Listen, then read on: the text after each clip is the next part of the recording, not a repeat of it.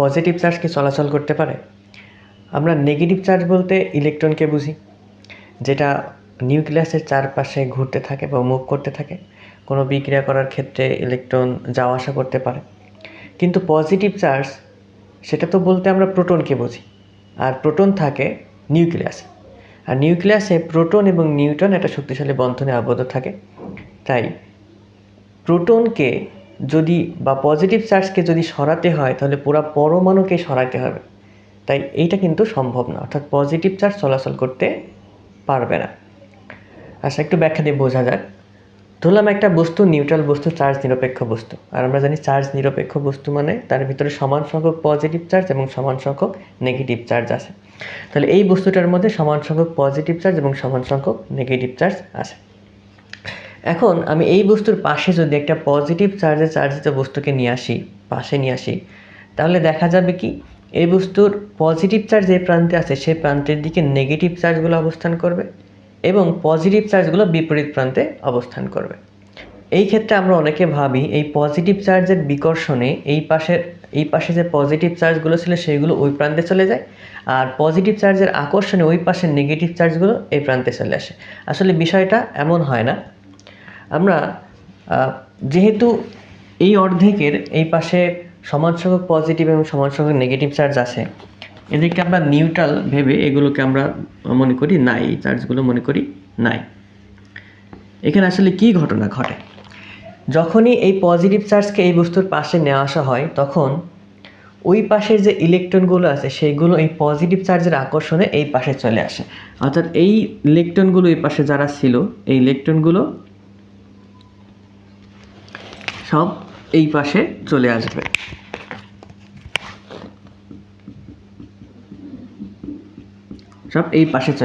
এইভাবে বিষয়টা ঘটে, কারণ আমরা জানি যে পজিটিভ চার্জ কিন্তু চলাচল করতে পারে না। যদি এখানে আমরা এসে বলি যে পজিটিভ চার্জ এই পজিটিভ চার্জের বিকর্ষণে ওই দিকে চলে গেছে, বিষয়টা আসলে সঠিক হয় না। এখানে ঘটনা ঘটে ওই দিকে যে নেগেটিভ চার্জগুলো ছিল সেইগুলো এই সাইডে চলে আসে, পজিটিভ চার্জের আকর্ষণে চলে আসে, ফলে ওই প্রান্তে নেগেটিভ চার্জের একটা ঘাটতি সৃষ্টি হয়। আর আমরা জানি নেগেটিভ চার্জের ঘাটতি মানে পজিটিভ চার্জ। আচ্ছা, এই ঘটনাটা এখানে ঘটে। বিষয়টা আমরা আরেকটু ক্লিয়ার করতে পারি। মনে করি চারটা নিউট্রাল বস্তু বা আধান নিরপেক্ষ বস্তু পরস্পর সংস্পর্শ করা অবস্থায় রাখা আছে। এখন আমি এই পাশের একটা বস্তুর সাথে একটা পজিটিভ চার্জে চার্জিত বস্তু সংস্পর্শ করলাম। এখন কি হবে? যেহেতু এখানে পজিটিভ চার্জ এ নেগেটিভ চার্জের অর্থাৎ ইলেকট্রনকে আকর্ষণ করবে, তাহলে ধরলাম এখান থেকে একটা ইলেকট্রন এখানে চলে গেল। যখন একটা ইলেকট্রন চলে গেল তখন এখানে একটা পজিটিভ চার্জের সৃষ্টি হবে, কারণ আমরা জানি নিউট্রাল বস্তুতে সমান সংখ্যক পজিটিভ নেগেটিভ ছিল। প্রত্যেকটা নেগেটিভ চার্জ প্রত্যেকটা পজিটিভ চার্জকে নিউট্রাল করে রাখছিল। কিন্তু যখনই এই ইলেকট্রন একটা এখান থেকে এখানে চলে গেল তখনই কিন্তু এই বস্তুটা পজিটিভ চার্জে চার্জিত হয়ে গেল। এখন এই বস্তু পজিটিভ চার্জে চার্জিত হলো। যখন এই বস্তুটা পজিটিভ চার্জে চার্জিত হলো তখন এই আবার ওখান থেকে এই নিউট্রাল বস্তুর থেকে আবার ইলেকট্রনকে আকর্ষণ করবে। তাহলে এখান থেকে যদি আবার ইলেকট্রনকে আকর্ষণ করে, এখানে এবার পজিটিভ নেগেটিভ সব সমান সমান ছিল, তো যেই ইলেকট্রনটা এখান থেকে এই বস্তুতে চলে আসলো তখন এই বস্তুটা আবার পজিটিভ চার্জে চার্জিত হয়ে যাবে। সেমভাবে এই বস্তু তখন আবার ওই বস্তুর থেকে ইলেকট্রনকে আকর্ষণ করবে, ওখানেও সেমভাবে ইলেকট্রন যখন চলে আসবে তখনই সেখানে একটা পজিটিভ চার্জ উন্মুক্ত হবে, এখানেও সেম কাহিনী ঘটবে। তো আমরা এখানে দেখতে পাচ্ছি যে পজিটিভ চার্জ এখানে আমি স্পর্শ করার ফলে একটা পজিটিভ চার্জের ফ্লো কিন্তু আমরা এখানে দেখতে পাচ্ছি, এই দিক বরাবর একটা পজিটিভ চার্জের ফ্লো সৃষ্টি হচ্ছে, এর ভিতরে পজিটিভ চার্জের সৃষ্টি হচ্ছে। তার মানে কিন্তু এই নয় যে এই পজিটিভ চার্জগুলো এই বস্তুর ভিতরে চলে গেছে। এর প্রকৃত অর্থ হচ্ছে ইলেকট্রনগুলো ওই বস্তু থেকে এইদিকে মানে ওই পাশের বস্তুগুলো থেকে এই পাশের বস্তুগুলোতে আসছে, ফলে প্রত্যেকটা বস্তুতে পজিটিভ চার্জের সৃষ্টি হচ্ছে। এখানে এই পজিটিভ চার্জগুলো কিন্তু মুভ করতে করতে ওইদিকে গেছে, বিষয়টা এমন না। তাহলে আমরা বুঝতে পারলাম যে পজিটিভ চার্জগুলো আসলে মুভ করতে পারে না বা চলাচল করতে পারে না। পজিটিভ চার্জের যদি ফ্লো দেখা যায় তার মানে এই না যে পজিটিভ চার্জ গেছে, আসলে তার সেখানে প্রকৃত অর্থটা দাঁড়ায় যে ইলেকট্রনটা বিপরীত দিকে গেছে, ফলে পজিটিভ চার্জের ফ্লো ওইদিকে সৃষ্টি হয়েছে। ইলেকট্রন কিন্তু এই দিকে আসছে, যার ফলে পজিটিভ চার্জের ফ্লো ওইদিকে সৃষ্টি হচ্ছে। বিষয়টা আমরা আরেকটু ক্লিয়ার করতে পারি। আমরা যদি অক্সিজেন পরমাণুকে দেখি, আমরা জানি একটা অক্সিজেন পরমাণুতে 8টি প্রোটন অর্থাৎ পজিটিভ চার্জ এবং 8টি ইলেকট্রন থাকে। 8টি প্রোটন 8টি ইলেকট্রন প্রত্যেকে নিউট্রাল অবস্থায় থাকে। কিন্তু অক্সিজেনের লাস্ট কক্ষপথ দেখলে আমরা দেখি সেখানে 6টা ইলেকট্রন আছে। তো অষ্টপূর্ণ করার জন্য অক্সিজেন কি করে 2টা ইলেকট্রন গ্রহণ করতে পারে। যখনই অক্সিজেন আরও 2টা ইলেকট্রন গ্রহণ করবে, এই 2টা ইলেকট্রনের নিউট্রাল করে রাখার জন্য কোনো রকমের পজিটিভ চার্জ কিন্তু অক্সিজেনের ভিতরে নাই। তাই দেখা যাবে কি অক্সিজেন নেগেটিভ চার্জে চার্জিত হয়ে গেছে, অর্থাৎ অক্সিজেন নেগেটিভ আয়নে পরিণত হয়েছে, সেটাকে আমরা O2 মাইনাস হিসেবে দেখি। নেগেটিভ আয়ন তৈরি হলো যেখানে তো এই নেগেটিভ আয়ন তৈরি হওয়ার পিছনে কি ঘটনা ঘটলো, যে বাইরের থেকে 2টা ইলেকট্রন যখন অক্সিজেন পরমাণুতে একটি পরমাণুতে আসে তখন সেটা নেগেটিভ আয়নে পরিণত হচ্ছে। আবার যদি আমরা সোডিয়ামের ক্ষেত্রে দেখি, সোডিয়ামের জানি আমরা 11টা প্রোটন এবং 11টা ইলেকট্রন থাকে। তো 11টা পজিটিভ চার্জ 11টা নেগেটিভ চার্জকে নিউট্রাল করে রাখে।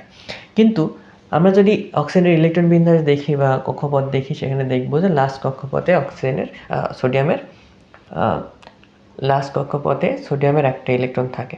তো সেই স্থিতিশীলতা অর্জনের জন্য লাস্ট কক্ষপথ থেকে একটা ইলেকট্রন কী করে ত্যাগ করে দেয়। যখন এই লাস্ট কক্ষপথে একটা ইলেকট্রন ত্যাগ করলো, মানে এই 11টা ইলেকট্রন থেকে যখন একটা ইলেকট্রন চলে গেল, তখন দেখা যাবে কি যে এখানে ইলেকট্রনের ঘাটতি সৃষ্টি হলো। অর্থাৎ এই পাশে যে পজিটিভ নেগেটিভ চার্জগুলো ছিল সবাই নিউট্রাল অবস্থায় আছে, কিন্তু এই যে পজিটিভ চার্জের জন্য নিউট্রাল করার জন্য কোনো ইলেকট্রন এখানে নাই, একটা ইলেকট্রন চলে গেছে। তখনই কিন্তু আমরা এটাকে বলি সোডিয়াম আয়নে পরিণত হলো, অর্থাৎ সোডিয়াম প্লাস আয়নে পরিণত হলো। তাহলে আমরা কি দেখছি, নেগেটিভ চার্জে চার্জিত হওয়া বা নেগেটিভ আয়নে পরিণত হওয়া বা পজিটিভ আয়নে পরিণত হওয়ার পেছনে আসলে পজিটিভ চার্জের কোনো বাহাদুরি এখানে নাই। এখানে সব কিছু ইলেকট্রনের উপর নির্ভর করছে। যদি ইলেকট্রন বাইরে থেকে আসে, ইলেকট্রনের বেশি আধিক্য সৃষ্টি হয় কোনো পরমাণুতে, তাহলে সেটা নেগেটিভ চার্জে চার্জিত হয়। যদি ইলেকট্রনের ঘাটতি পড়ে তাহলে সেখানে পজিটিভ চার্জের সৃষ্টি হয়। তো এখন আমরা দেখি, যদি আমরা ধরলাম যে এই বস্তু বি বস্তু, দুটা বস্তু এখানে আছে, এই বস্তুতে শুধু পজিটিভ চার্জ আছে আর বি বস্তু নিউট্রাল, অর্থাৎ সমান সংখ্যক পজিটিভ এবং সমান সংখ্যক নেগেটিভ চার্জ আছে। এখন আমরা যদি বস্তু দুইটাকে পরিবাহী তার দ্বারা সংযুক্ত করি অথবা স্পর্শ করি, তাহলে দেখা যাবে কি যেহেতু এখানে পজিটিভ চার্জ আছে, তো ও কি করবে, ইলেকট্রনকে আকর্ষণ করবে, যেমন ওই বস্তু থেকে ইলেকট্রন কি হবে এই বস্তুতে আসবে। ধরলাম এই বস্তু থেকে এই ইলেকট্রনটা এখানে আসলো, এই বস্তু থেকে এই ইলেকট্রনটা এখানে আসলো, এই বস্তু থেকে এই ইলেকট্রনটা এখানে আসলো, এই বস্তু থেকে এই ইলেকট্রনটা এখানে আসলো, এমনভাবে ইলেকট্রনগুলো এই পাশে আসছে ধরছি। তো যখন তার মানে কি দেখা গেল, এই পাশের বস্তুতে পজিটিভ চার্জ ছিল, সংস্পর্শ করার কারণে পজিটিভ চার্জগুলো এই পাশে দেখা যাচ্ছে।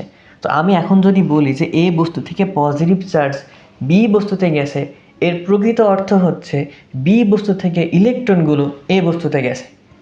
ঠিক আছে, এ বস্তু থেকে পজিটিভ চার্জ কিন্তু বি বস্তুতে যায়নি, কারণ এ বস্তু থেকে পজিটিভ চার্জগুলো আসলে বি বস্তুতে যায়নি, কারণ আমরা জানি পজিটিভ চার্জ চলাচল করতে পারে না।